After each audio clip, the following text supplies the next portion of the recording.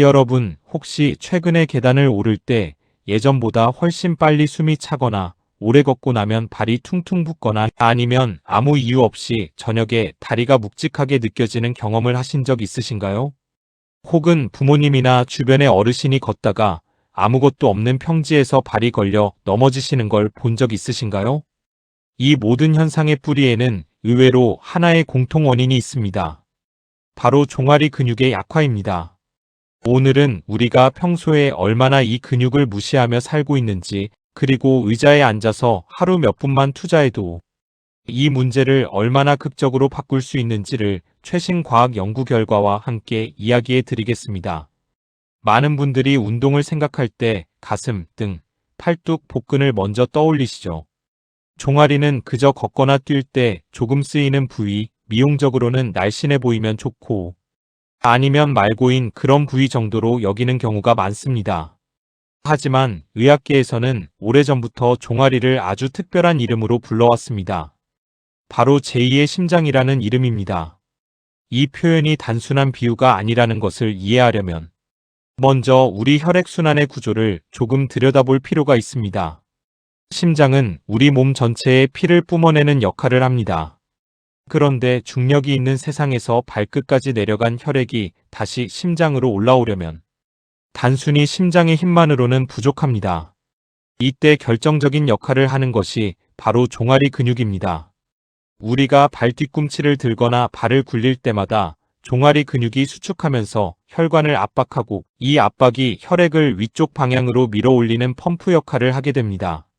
한 연구에 따르면 종아리 근육이 수축할 때 하지 정맥 내 압력이 최대 140mmHg까지 올라가면서 혈액을 오금 정맥과 대퇴, 정맥 방향으로 강력하게 밀어 올립니다. 이 메커니즘이 무너지면, 즉 종아리 근육의 펌프 기능이 떨어지면 정맥 혈액이 하지에 고이게 되고 발목과 발이 붓고 정맥류가 생기며 혈전의 위험이 높아지게 됩니다.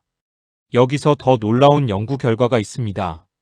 종아리 근육 펌프 기능의 저하가 단순히 혈액순환 불편 수준을 넘어 전체 사망률에까지 영향을 미친다는 사실입니다.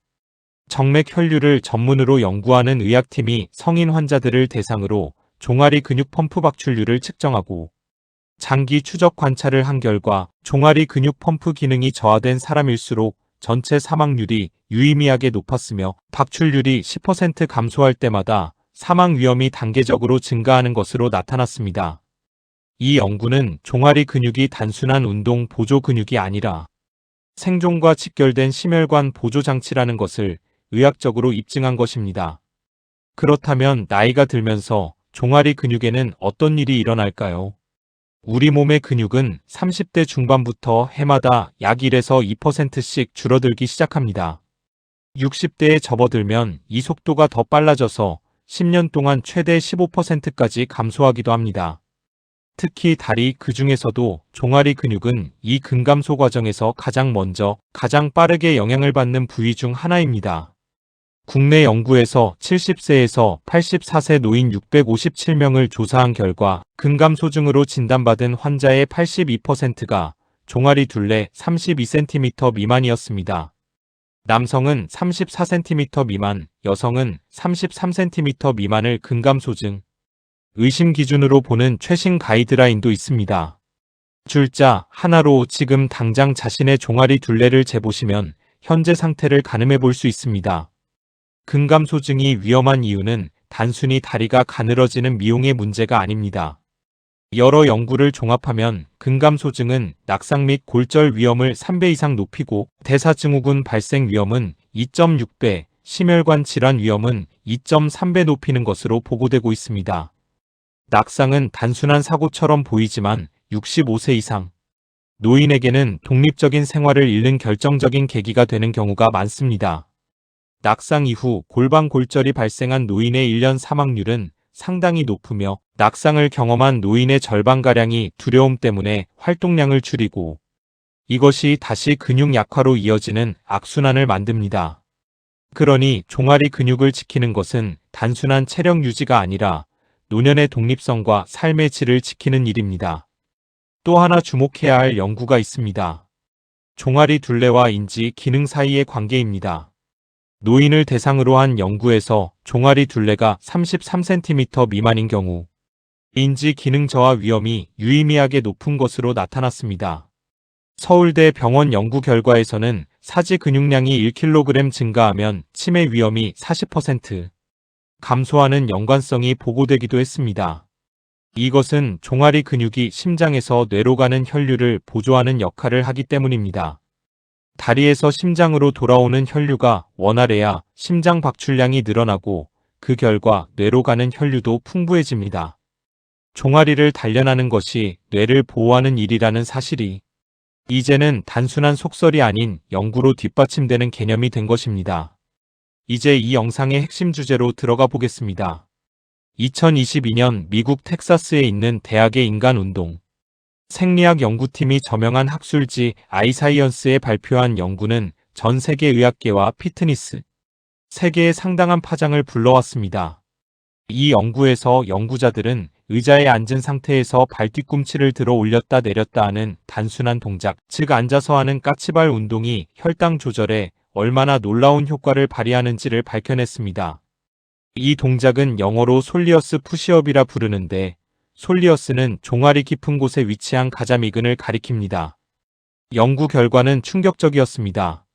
앉은 상태에서 이 동작을 지속적으로 수행했을 때 식후 혈당 상승폭이 최대 52% 감소했고 인슐린 분비 필요량은 최대 60%까지 줄어들었습니다. 이것이 단순한 스트레칭이나 유산소 운동이 아닌 앉아서 하는 발 뒤꿈치 들기 운동에서 나온 결과라는 점이 연구를 더욱 특별하게 만들었습니다. 이후 2024년과 2025년에 추가적으로 발표된 당뇨 전 단계 환자 대상 임상 연구에서도 앉아서 가자미근 운동을 수행한 그룹에서 경구 당부화 검사 중 혈당이 약 32% 감소하는 효과가 확인되어 초기 연구의 결과를 재확인해 주었습니다. 왜 이런 일이 일어날까요? 그 답은 가자미근이라는 근육의 매우 독특한 특성에 있습니다. 가자미근은 체중의 약 1%에 불과한 작은 근육이지만 산소를 활용하는 산화적 대사 능력이 우리 몸의 어떤 근육보다 뛰어납니다. 일반적인 근육은 강도 높은 운동을 하면 빠르게 피로해지는 데 반해 가자미근은 피로 없이 수시간 동안 높은 산화적 대사 수준을 유지할 수 있는 특성이 있습니다. 활성화된 가자미근은 혈액 속의 포도당을 직접 흡수하여 에너지로 태우는 능력을 지속적으로 발휘합니다. 이것이 왜 앉아서 식후에 잠깐 발 뒤꿈치 운동을 하는 것만으로도 혈당 스파이크를 크게 줄일 수 있는지의 핵심 메커니즘입니다. 연구팀은 이 특성이 걷기나 달리기, 다른 어떤 인기 있는 방법보다도 혈당 조절에 더 효과적일 수 있다고 표현했습니다. 이 운동이 특히 현대인의 생활 패턴에 완벽하게 맞는 이유가 있습니다. 사무직 직장인이든 가정주부든 혹은 무릎이나 관절 문제로 서서 하는 운동이 부담스러운 어르신이든 의자에 앉아 있는 상태에서 언제든지 할 수 있기 때문입니다. 점심을 먹고 난 후 자리에 돌아와 앉아서 이 동작을 20에서 30분 하는 것이 혈당 관리에 있어 산책을 나가는 것보다 오히려 더 직접적인 효과를 낼 수 있다는 것이 과학적으로 입증된 셈입니다. 그렇다면 구체적으로 어떻게 해야 할까요? 먼저 의자에 등을 기대지 않고 바르게 앉습니다. 발바닥 전체를 바닥에 붙이고 무릎은 90도 정도를 유지합니다. 이 상태에서 발 뒤꿈치를 최대한 높이 들어 올리면서 발 앞부분은 바닥에 고정한 채로 유지합니다. 정점까지 올라갔다가 천천히 발 뒤꿈치를 바닥으로 내립니다. 이것이 앉아서 하는 까치발 운동의 기본 동작입니다. 핵심은 속도가 아니라 지속성입니다. 한 번에 10개씩 빠르게 하는 것보다 식후에 20분에서 30분 동안 편안한 속도로 꾸준히 반복하는 것이 혈당과 혈액순환 모두에 훨씬 더 효과적입니다. 처음에는 30초에서 1분 연속으로 시작해서 점차 시간을 늘려가도 좋습니다. 서서 하는 버전, 즉 스탠딩 카프 레이즈는 종아리 근력 강화에 더 직접적인 효과가 있습니다. 두 발을 어깨 너비로 벌리고 서서 발 뒤꿈치를 최대한 높이 들어 올리고 1에서 2초 유지한 뒤 천천히 내립니다. 이때 계단 모서리나 두꺼운 책 위에 발 앞부분만 올려서 발 뒤꿈치가 바닥보다 낮아지는 지점까지 내려갔다가 올라오면 가동 범위가 넓어져 효과가 배가 됩니다. 중장년층은 하루 20에서 30회 3세트를 목표로 시작하고 익숙해지면 한 발씩 번갈아 하거나 배낭에 가벼운 물건을 넣어 부하를 높여갈 수 있습니다. 균형 감각이 걱정된다면 벽이나 의자 등받이를 가볍게 잡고 시작하면 됩니다. 마지막으로 오늘 이야기를 정리하면서 한 가지 당부를 드리고 싶습니다. 우리는 흔히 나이가 들면 몸이 약해지는 것을 당연한 과정으로 받아들이는 경향이 있습니다. 하지만 근감소증은 막을 수 없는 노화의 숙명이 아닙니다. 세포 에너지 공장인 미토콘드리아의 기능이 노화로 약해지는 것이 근육 감소의 핵심 원인 중 하나인데, 규칙적인 근육 운동이 이 미토콘드리아 기능을 회복시킨다는 것이 최신 연구에서 밝혀졌습니다. 종아리 근육을 포함한 하체 근육을 꾸준히 단련하면 혈액순환을 개선하고 혈당을 낮추고 낙상 위험을 줄이고 뇌 건강까지 지킬 수 있습니다. 그리고 그 시작이 의자에 앉아 발 뒤꿈치를 들었다 내렸다 하는 아주 소박한 동작이 될 수 있다는 것, 오늘 영상에서 꼭 기억해 가시길 바랍니다. 지금 이 순간 영상을 보시면서 한번 해보세요.